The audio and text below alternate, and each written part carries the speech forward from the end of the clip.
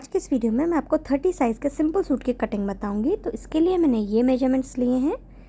अब यहाँ पे मैंने 2 मीटर कपड़ा लिया है और इसको 4 पार्ट्स में रखा हुआ है फ्रंट और बैक पार्ट के लिए। अब यहाँ पे हमें ये लेंथ लेनी है कुर्ती की। तो जितनी भी कुर्ती की लंबाई चाहिए 2 इंच बढ़ा के लीजिए। मेरे को 36 इंच की लंबाई चाहिए तो 38 इंच का कपड़ा लिया है। अब यहाँ फोल्डेड वाली साइड से हमें शोल्डर्स यानी कि तीरा के लिए निशान लगाना है। तो ये जो कुर्ती है इसका बैक नेक है 7.5 इंच का डीप, तो उस हिसाब से 30 साइज़ में हम यहाँ पे शोल्डर के लिए निशान लगाएंगे 5.25 इंच पे। अब यहाँ से नीचे को आर्म होल के लिए निशान लगाना है। तो आर्म होल के लिए हम निशान लगाएंगे 5.5 इंच पे यानी कि 5.5 इंच पे। अब इसको ऊपर हमें स्ट्रेट लाइन से ज्वाइन कर देना है। अब यहाँ पे बस्ट के लिए निशान लगाएंगे। तो जितना भी आपका बस्ट साइज़ है आप उसको 4 से डिवाइड करें और आधा इंच की लूजिंग ऐड करें। जैसे कि मेरे मेजरमेंट में बस्ट साइज़ है 30 इंच का, तो मैं इसलिए 8 इंच पे यहाँ पर निशान लगा रही हूँ। अब इसको यहाँ पे आर्म होल पे सीधा ज्वाइन कर देंगे।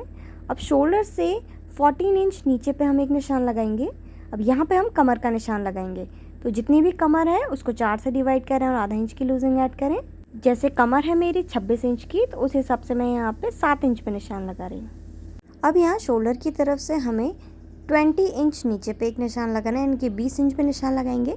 अब यहाँ पर हम हिप मेजरमेंट लेंगे। तो जितना भी आपका हिप राउंड है उसको 4 से डिवाइड करें और आधा इंच की लूजिंग ऐड करें। मेरे मेजरमेंट में हिप राउंड है 34 इंच का, तो उस हिसाब से मैं यहाँ पे 9 इंच पे निशान लगा रही हूँ। अब इन तीनों पॉइंट्स को हमें स्ट्रेट लाइन से ज्वाइन कर देना है। इसको ज्वाइन करने के बाद साइड में 1.5 इंच का सिलाई मार्जिन ले लेंगे और इसको भी आपस में सीधा ज्वाइन कर देंगे।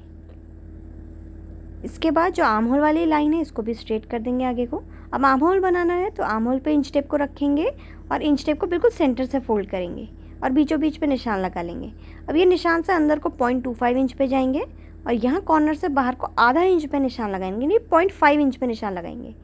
अब इन पॉइंट्स को इस तरह से सीधा करते हुए पहले ऊपर से मिलाना है और फिर हल्का सा घुमाव देते हुए इस तरह से हमें फ्रंट का आर्म होल कर्व बना लेना है। अब बैक आर्म होल कर्व के लिए सेंटर पॉइंट तो ये इसी तरह से रहेगा, बस ये जो कॉर्नर है यहाँ से बाहर की तरफ को 0.75 इंच पे निशान लगाएंगे। तो इस तरह से 0.75 इंच पे लगाया। अब इन दोनों पॉइंट्स को मिलाते हुए हमें बैक का आर्म होल कर्व भी बना लेना है। इसके बाद शोल्डर पट्टी के लिए निशान लगाएंगे। तो यहाँ से 2 इंच की मैं शोल्डर पट्टी ले रही हूँ। अब देखिए, अगर आपको नेकलाइन कपड़े में ही कट करनी है तो यहाँ पे आप 1 इंच का सिलाई मार्जिन लेंगे, जो कि नेकलाइन और आर्म होल यहाँ पे दोनों तरफ से दबेगा। लेकिन अगर आप नेकलाइन बुकरम में कट कर रहे हैं तो यहाँ पे सिर्फ आधा इंच का सिलाई मार्जिन लेना है, जो आर्म होल की तरफ से दबेगा सिर्फ उसके लिए। लेकिन मैं यहाँ पे कपड़े में ही नेकलाइन कट कर रही हूँ तो 1 इंच का सिलाई मार्जिन मैं यहाँ पे बढ़ा रही हूँ। अब नेक की जो डेप्थ है फ्रंट नेक की वो मैं 5.5 इंच की ले रही हूँ और जितना यहाँ पे लिया थोड़ा सा बढ़ाते हुए हमें यहाँ पे लेना है और इसमें एक बॉक्स शेप बना लेना है। तो एक बॉक्स बनाते हुए यहाँ पे हमें अपनी नेकलाइन का शेप बना लेना है। तो ये फ्रंट नेकलाइन का शेप बन गया है। अब बैक नेक बनाना है तो बैक नेक की जो डेप्थ है वो 7.5 इंच की मैं ले रही हूँ। यहाँ पर भी हम बॉक्स बना लेंगे और इसके बाद यहाँ पे राउंड शेप की नेकलाइन बना लेनी है। अब ये जो आर्म होल वाली लाइन है यहाँ पे 0.25 इंच नीचे पे निशान लगाएंगे और इसको नेक पेड्स वाले पे सीधी लाइन से ज्वाइन कर देंगे। अब देखिए, अपर पार्ट की मार्किंग हो गई है, बॉटम की मार्किंग करनी है। तो जितना आपने हिप मेजरमेंट लिया है उतना ही हम बॉटम में भी लेंगे। तो नीचे पे भी 9 इंच पे मैं निशान लगा रही हूँ और आगे को 1.5 इंच का सिलाई मार्जिन। अब इन दोनों पॉइंट्स को हमें ऊपर सीधी लाइन से ज्वाइन कर देना है। तो ये मैंने ज्वाइन कर दिया है। अब हमें कटिंग करनी है तो पहले जो बैक आर्म होल कर्व है उसको लेके हम कट करेंगे और साइड में कट कर लेंगे। इसके बाद ऊपर से सिर्फ एक लेयर कपड़े की हम उठाएंगे और ये जो बीच वाला कपड़ा है जो बैक पार्ट हमारा बनेगा, इसमें नेकलाइन को हमें ट्रेस कर लेना है। तो आपको इसमें चौक का निशान दिख जाएगा, उसको डार्क कर लीजिएगा और फिर मार्किंग के ऊपर कटिंग कर लेनी है। अब ये बैक वाला पार्ट हम हटा देंगे।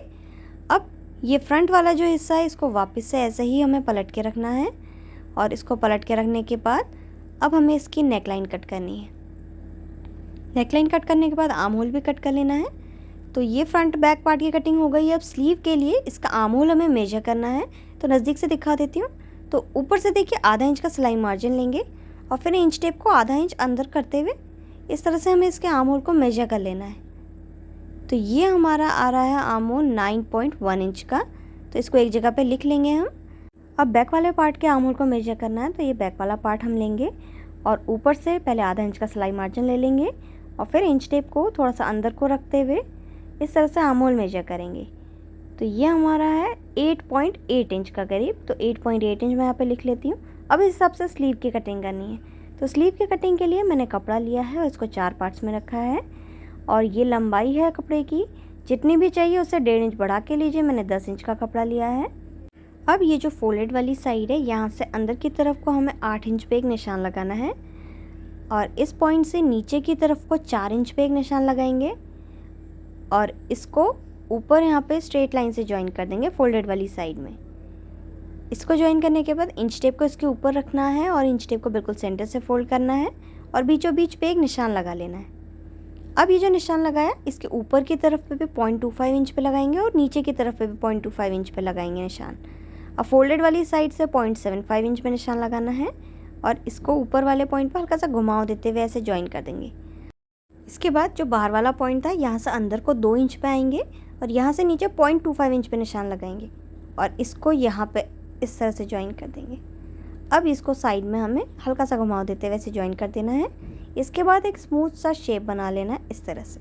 तो बैक आर्म होल कर्व हो गया है। अब फ्रंट के लिए ये जो ये वाला पॉइंट है सेंटर वाला, यहाँ से अंदर को 1 इंच पे आएंगे और इन दोनों लाइंस के बीच में से इस तरह से हमें एक शेप बना लेंगे और यहाँ पे मिलाना है और इसको फिर हल्का सा घुमाव देते हुए बाहर को मिला देना है। तो ये फ्रंट आर्म होल कर्व बन गया है। अब ये जो बाहर वाला पॉइंट था, यहाँ पर इंच टेप को हम रखेंगे सीधा करते हुए। देखिए इस तरह से सीधा करते हुए रखेंगे और थोड़ा सा 0.25 इंच नीचे जितना एक निशान लगाएंगे और इसको सीधा इस तरह से ज्वाइन कर देना है। अब हमें आर्म होल को मेजर करना है, तो बैक वाले आर्म होल को मेजर करेंगे। इंच टेप को थोड़ा सा लाइन से नीचे को रखते हुए हम मेजर करेंगे इसको। तो हमारा बैक वाला आर्म होल कर्व आया था 8.8 इंच का, तो 8.8 पे निशान लगा लिया। अब फ्रंट के लिए निशान लगाना, तो फ्रंट को भी इसी तरह से मेजर करेंगे। लाइन से थोड़ा सा नीचे इंच टेप को रखते हुए हमें मेजर करना है। तो 9.1 इंच का हमारा आया था फ्रंट आर्म होल कर्व। अब देखिए दोनों पॉइंट अलग अलग हैं, तो इसका मिड पॉइंट हम ले लेंगे, बीच वाला पॉइंट। अब यहाँ से अंदर की तरफ को 1.5 इंच का सिलाई मार्जिन हमें लेना है। इसके बाद मोरी के लिए निशान लगाएंगे, तो 4.5 इंच पे मैं लगा रही हूँ और इसके आगे को 1.5 इंच का सिलाई मार्जिन लेना है। अब इनको सीधी लाइन से इस तरह से हम ज्वाइन कर देंगे। मार्किंग कंप्लीट हो गई है। अब सेम मार्किंग के ऊपर कटिंग कर लेनी है। पहले back arm hole curve cut किया, अब इसको ओपन करते हुए रखना है और इसके बाद जो इसका फ्रंट आर्म होल कर्व है उसकी कटिंग कर लेनी है। तो ये यहाँ पे 30 साइज़ के सूट और उसकी स्लीव की कटिंग कंप्लीट हो गई है।